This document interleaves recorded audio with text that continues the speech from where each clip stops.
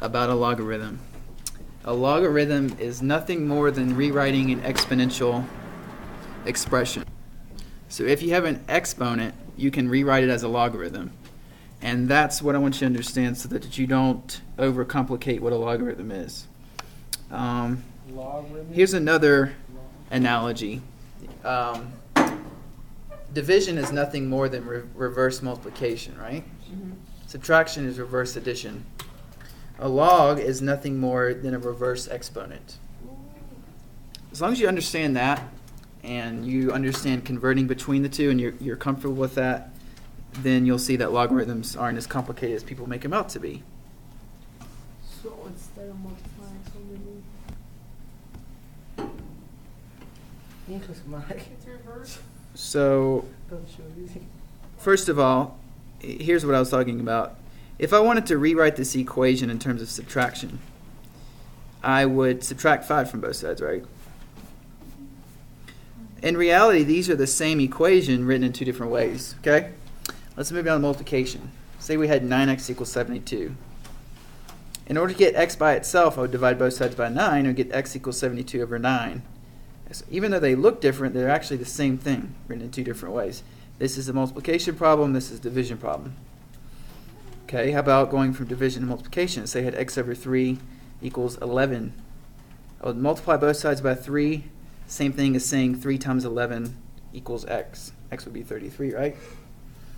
Going down to logarithms. So here's where logarithms arise, okay? For the first three, there was an easy way to get x by itself.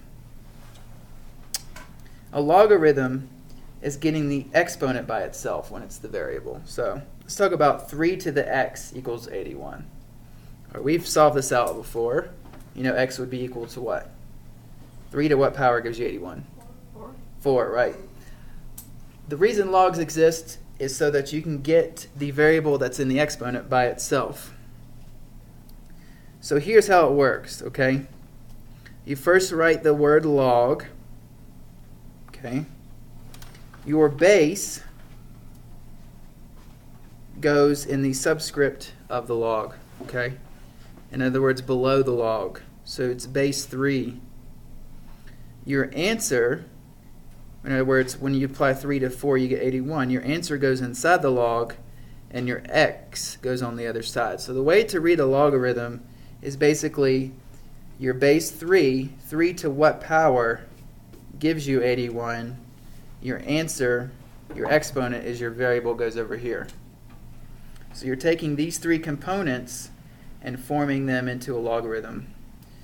And by doing that, you're making your unknown on the other side of the equation. You're getting it by itself, okay?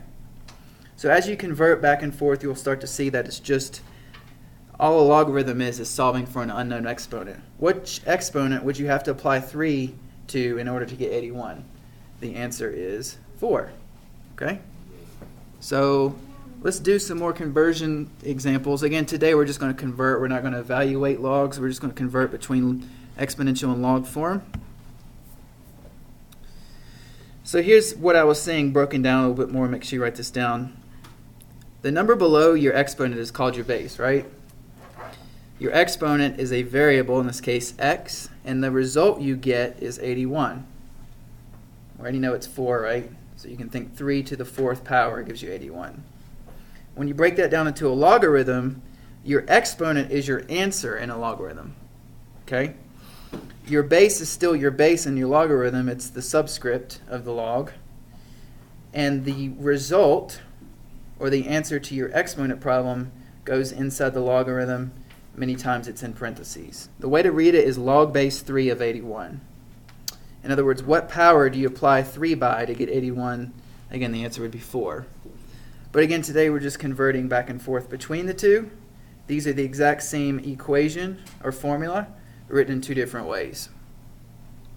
Now I was thinking about why do we use log, like L-O-G. I'm not exactly sure, but I think it's a Latin word. I'll have to go back and look at that. So it's one of those weird, it just looks weird. You really don't even look at the word log, you look at these two numbers, okay? Log is just telling you that you're looking for the exponent. So this is just the equation you would plug into a calculator to get. Okay. Oh, we have a few more things. Okay. as I said, a logarithm is another way of writing for an unknown exponent. A logarithm is an operation, okay? Why do I say it's an operation? Because I'm trying to build on, concepts you already understand. The first operation you learned was addition, right? Then you learned subtraction was reverse addition. The next operation you learned was multiplication. Then you learned that division was the opposite of that. Okay, the next operation from that would be an exponent, meaning you're taking a number and multiplying it that many times. Now we have logarithm, which basically means an unknown exponent. You're given the base and you're given the result.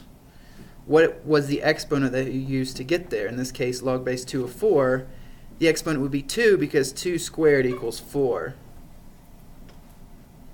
So here's just like the numbers 2 and 4 with all the different operations you could do with them.